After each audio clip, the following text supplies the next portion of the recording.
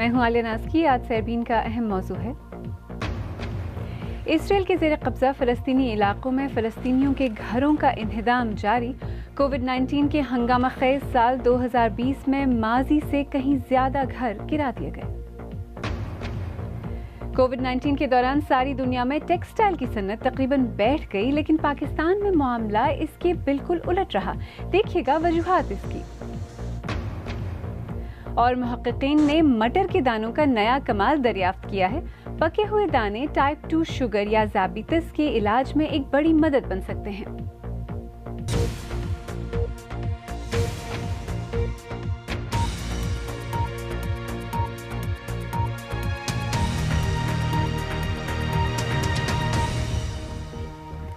Corona کی وبا کے باوجود سن 2020 میں اسرائیلی حکام نے مقبوضہ فلسطینی علاقوں میں فلسطینیوں کے گھروں کو منہدم کرنے کی رفتار تیز کر دی ہے.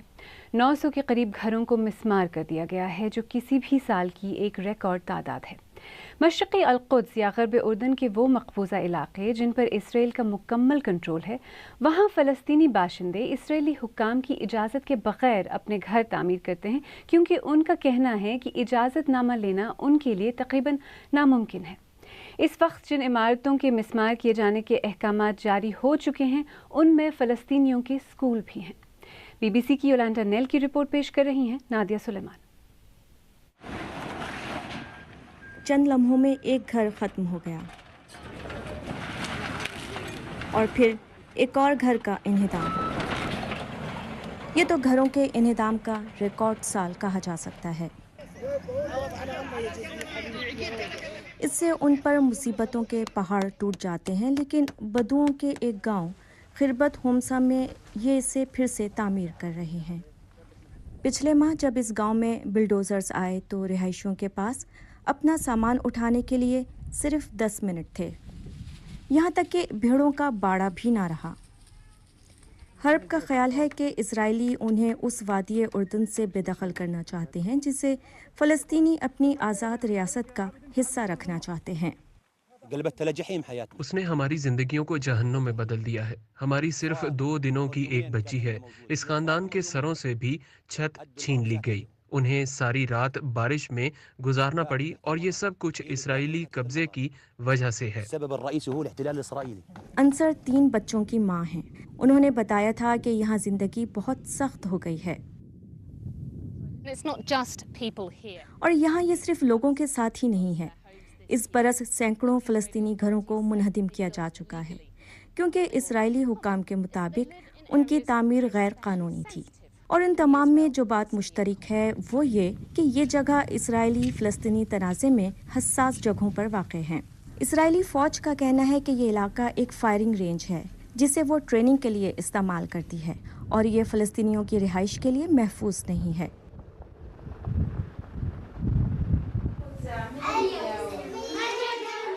راس التین نامی ایک اور گاؤں، یہاں قریب ایک یہودی بستی کے ساتھ کشیدگی چل رہی ہے. یہ ایک نیا اسکول ہے جو فلسطینی بچوں کے مستقبل کے لیے اہم ہے. اس وقت تعلیم دی جا رہی ہے، لیکن شاید اس اسکول کا اپنا وجود ہی نہ رہے. اس کے انہدام کے احکامات جاری ہو چکے ہیں. ہم شروع سے ہی اسکول کے مستقبل کے بارے میں پریشان رہے ہیں. اگر ہم اسی پریشانی میں رہتے تو ہم کبھی بھی کوشش نہ کرتے. ہم نے کام جاری رکھا تاکہ ہم اپنے بچوں کو تعلیم دے سکیں، جو کہ ان کا بنیادی حق ہے. کئی ممالک کا کہنا ہے کہ اسکولوں کو منہدم کرنا بین الاقوامی قوانین کی خلاف ورزی ہے، لیکن اسرائیلی فوج کہتی ہے کہ انہیں منہدم اس لیے کیا جاتا ہے کیونکہ ہم قانون کی حکمرانی چاہتے ہیں، اور یہ پلاننگ پرمیشن کے بغیر تعمیر ہوئے ہیں. اصل میں تنازع کی بنیادی وجہ زمین پر قبضہ ہے، اس لیے جب تک یہ تنازع طے نہیں پا جاتا، ان حساس علاقوں میں فلسطینیوں کی زندگیوں کا مستقبل بے یقینی کا شکار رہے گا.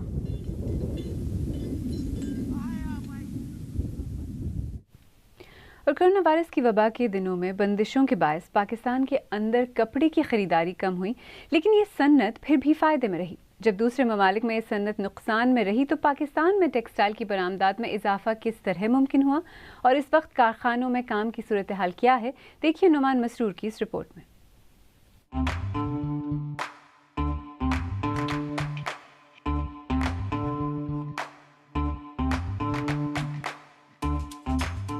कोविड-19 में हमें एक बहुत बड़ा एडवांटेज ये मिला और अपॉर्चुनिटी मिली कि टेक्सटाइल एक्सपोर्ट्स और मैन्युफैक्चरिंग जो है उसमें बेतहाशा ग्रोथ आई।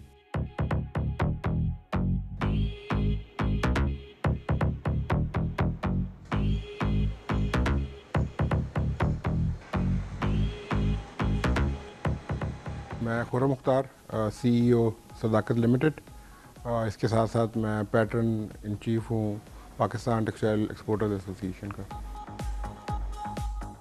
इनिशियली तो हमें ये था कि जी विजिबिलिटी नहीं थी, क्योंकि जब एकदम ऑर्डर्स कैंसिल हुए और डेफरमेंट्स हुई तो एक इल्यूजन थी कि इसका ड्यूरेशन क्या होगा और आगे क्या होगा, तो एक क्लैरिटी नहीं थी। उस पर ही हमारी कंपनी का 50% रेवेन्यू जो है वो 3 महीने के लिए कम हो गया। कोविड-19 की वजह से हमारी जो रिटेल सेगमेंट है वो बैडली डिस्टर्ब हुआ है, क्योंकि हमारे रिटेल काफ़ी लंबे अरसे के लिए बंद रही है और शॉर्ट टाइमिंग्स थी। लेकिन जहाँ तक एक्सपोर्ट ओरिएंटेड ऑर्डर्स का सवाल है तो हमने अपने ओवरसीज़ कस्टमर्स को सर्विस किया है। बट ड्यूरिंग दिस पेंडेमिक 3 महीने का जो अरसा है, मार्च, अप्रैल, मई, इसमें हमारी कैंसिलेशन और डेफरमेंट हुई।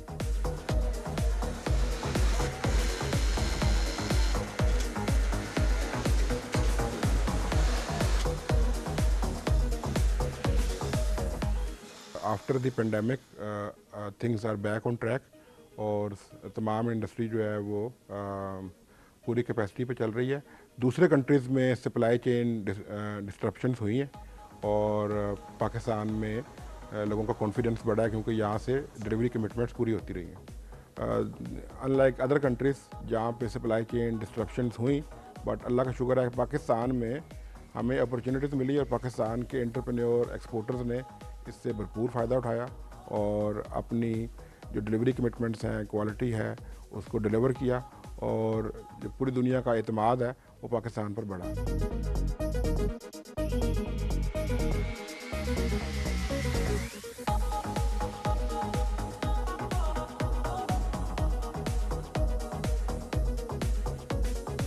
हमने पूरे इनिशिएटिव लिए हुए हैं। जब हमारी मिल में वर्क फोर्स एंटर होती है तो हमारी थर्मल स्कैनिंग हो रही है तमाम आने वाले रस्तों में, और इसके अलावा हमारी जो टीम्स हैं वो फिज़िकली सर्वे भी करते हैं तमाम प्रोडक्शन फैसिलिटीज़ में। मुझे पूरी उम्मीद है कि पाकिस्तान की एक्सपोर्ट्स इस साल $15 बिलियन टच कर जाएंगी। पाकिस्तान की जितनी वैल्यू एडेड टेक्सटाइल इंडस्ट्री में जो सेगमेंट्स हैं हमारे, जिसमें home textile, woven apparel, knitted apparel, towel, socks, तमाम में ग्रोथ है, बोथ मॉनेटरी टर्म्स में भी और क्वांटिटी में भी। We are very confident. हम 800 करोड़ रुपए की नई इन्वेस्टमेंट कर रहे हैं इस वक्त और वर्टिकल ऑपरेशन की तरफ जा रहे हैं। इसी तरह से हम इंटरनेशनल ब्रांड्स को लाइसेंस कर रहे हैं और अनकरीब इन नेक्स्ट 15-20 डेज़ में हम दुनिया के one of the biggest brand की लाइसेंसिंग बोथ होम और अपैरल में इंशाल्लाह सिक्योर कर रहे हैं।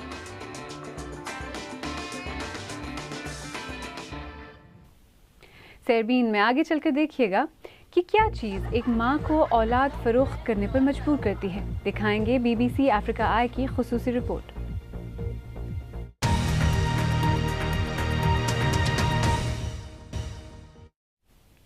BBC उर्दू के प्रोग्राम सेरबीन में एक बार फिर खुशामदीद। मैं हूँ आलिया नाज की। एक माह कबल BBC अफ्रीका आई ने बच्चों की स्मगलिंग से मुतल्लिक तहकीकात जारी की, जिसने पूरे केन्या को हैरान कर दिया। बहुत सारे बच्चे चोरी कर लिए गए थे, जबकि मुताद्दिद को मामूली रकम के लिए उनकी माओं ने अपनी मर्जी से बेच दिया। लेकिन ऐसी क्या वजह है कि एक औरत अपने बच्चे को ही बेच देती है? अपनी ताज़ा तरीन तहकीकात में BBC अफ्रीका आई ने गुर्बत और स्मगलर्स के दरमियान फंसी एक मायूस नौजवान माँ की कहानी पर तवज्जो मरकूज़ की है। नायरोबी से नचेरी मयोंगी की रिपोर्ट पेश कर रही हैं नुसरत जहां।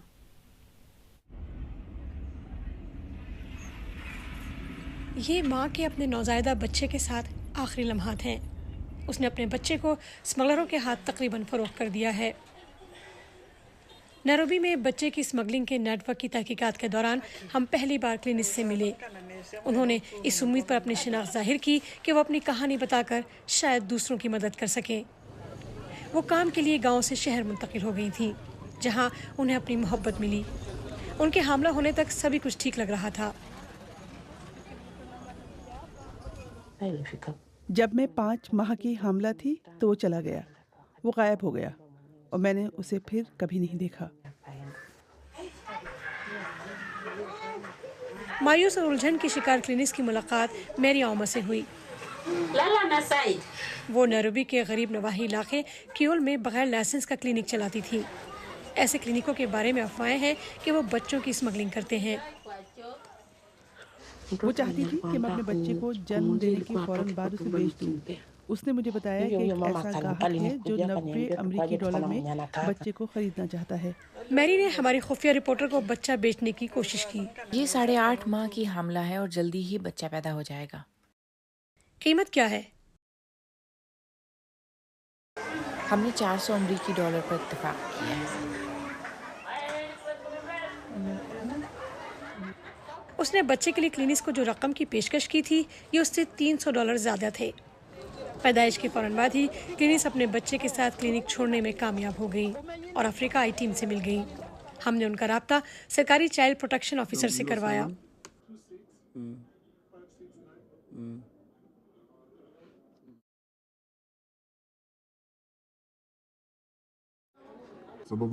آپ کو بچہ کیوں نہیں چاہیے؟ میری زندگی مشکل ہے۔ اس کے والد نے میرا ساتھ دینے کا وعدہ کیا تھا لیکن دیا نہیں۔ کلینکس کو نہیں معلوم تھا کہ وہ حکومت سے مدد مانگ سکتی ہیں۔ ان کا بچہ اب سرکاری طور پر حکومت کی دیکھ بھال میں ہے۔ کلینکس واپس گاؤں چلی گئی اور وہاں نئی زندگی کا آغاز کیا۔ میں نے حال ہی میں ان سے ملاقات کی۔ مجھے لگتا ہے کہ میں نے صحیح فیصلہ کیا۔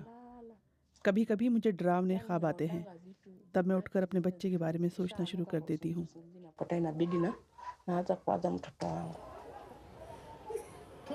میری اوما اب روپوش ہے اور انہوں نے اس فلم میں لگے الزامات کا جواب نہیں دیا۔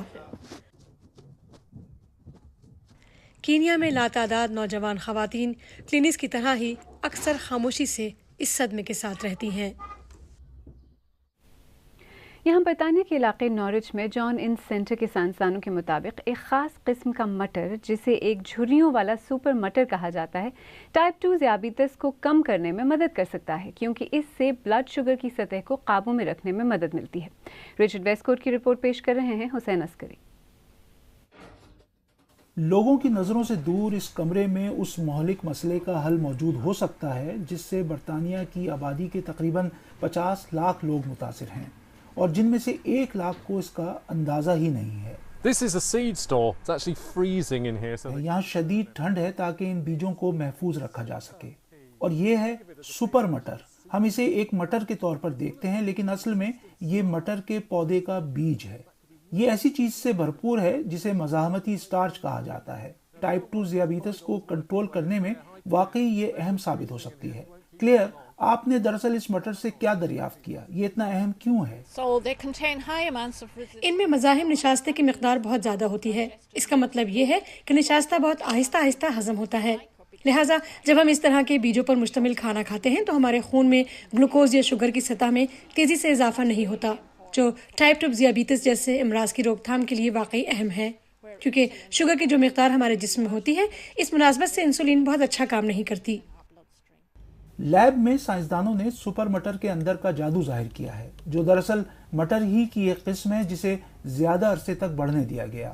یہ عجیب و غریب شکل اس مزاحمتی نشاستے کے دانے ہیں۔ یہ وہ چیز ہے جو شوگر کی سطح کو بڑھنے سے روکنے میں ہماری مدد کر سکتی ہے۔ ٹائپ 2 ذیابیطس آپ کے دل اور جگر کی بیماری، فالج اور جسم کے اعضاء کٹنے کے خطرے کو بڑھا سکتا ہے۔ صحت مند غذا اس کو قابو کرنے اور اس سے بچنے کا بھی ایک اہم ذریعہ ہے۔ ممکنہ طور پر یہی وہ چیز ہے جو ہم سب مستقبل میں کھا سکتے ہیں۔ یہ ایک پیسٹ ہے جس پر استعمال کی تاریخ لکھی ہوگی، لہٰذا انہوں نے مجھے اسے نہ چکھنے کا مشورہ دیا ہے۔ لگتا ہے کہ کافی مزیدار ہے۔ تو بڑا سوال یہ ہے کلیئر کہ اگر آپ کو مٹر پسند نہیں تو کیا ہوگا؟ بہت سے لوگ یہ سوال کرتے ہیں۔ آپ مٹر کو چھپا کر مختلف طریقوں سے بنا سکتے ہیں۔ آپ ان کو آٹے میں پیس لیں اور اس آٹے کو روٹی میں یا ان بسکٹ میں شامل کریں، جیسے کہ ہم نے مٹر کے آٹے کا استعمال کر کے بنایا ہے۔ نمکین بسکٹ جو آپ اپنے ہمس کے ساتھ کھا سکتے ہیں۔ ناقص خوراک اور ورزش کی کمی کی وجہ سے ذیابیطس عالمی وبا بن گئی ہے۔ ایسا لگتا ہے کہ ہر 11 میں سے 1 بالغ اس کے ساتھ جی رہا ہے۔ اس سمت میں مزید تحقیق کی ضرورت ہے۔ लेकिन यहाँ की टीम को उम्मीद है कि झुर्रियों वाली इस सुपर मटर से तैयार खाने का हमारी सेहत पर अच्छा असर पड़ सकता है। जॉन खायरो वास्केज कोलंबिया के अमेज़न जंगलात में बंदरों की मुख्तलिफ नस्लों को शिकारियों से बचाने का काम करते हैं। इसके साथ साथ इस इलाके में जहां बंदरों को गोश्त और खाल के लिए शिकार और पालतू जानवरों के तौर पर इस्तेमाल किया जाता है, वो रवैयों को तब्दील करने की भी कोशिश कर रहे हैं। उनकी कहानी पेश कर रहे हैं काशिफ कमर। इनके खाने का वक्त हो गया है। इन बंदरों को कोलंबिया में एक बार फिर जीने का मौका मिला है। ये बंदर दीगर जानवरों के साथ जॉन हैरियो वास्केज की पनाहगाह में रहते हैं। जॉन अमेज़न जंगलात के एक ऐसे गोशे में रहते हैं जहां गोश्त के लिए इन बंदरों का शिकार किया जाता है। मारोजा, जो कि यतीम है, अक्सर इनके साथ ही नजर आती है।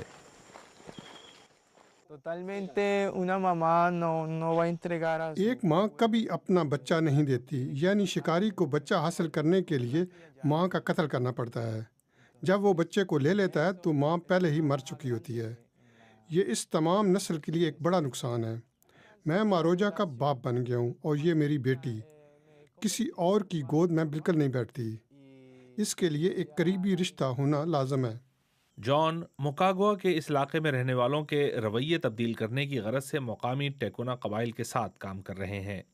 बाज़ साबिक शिकारी मकामी सियाहत को फ़रोग़ देने के लिए गाइड के तौर पर काम कर रहे हैं, लेकिन कोरोना वायरस की वबा ने इस नई इंडस्ट्री को मुतासिर किया है। आपको लोगों के दरमियान बेदारी फैलानी है। ये कोई आसान काम नहीं है। यहाँ मोकागुआ में हम सबको मालूम है कि किस जानवर का शिकार करना है और किसका नहीं। सबको भी अच्छी तरह मालूम है कि अगर हमने अपने जंगलात का अब ख्याल नहीं रखा तो सब कुछ ख़त्म हो जाएगा। मुकम्मल तौर पर बाजियाब हो जाने के बाद इन जानवरों को वापस जंगलात में छोड़ दिया जाएगा, जहां वो एक बार फिर आज़ाद ज़िंदगी बसर करेंगे। आप मुझसे और हमारे दीगर साथियों से ट्विटर पर भी रब्ता कर सकते हैं। मेरा ट्विटर हैंडल है @आलियानाज़की। आज सेबीन में इतना ही।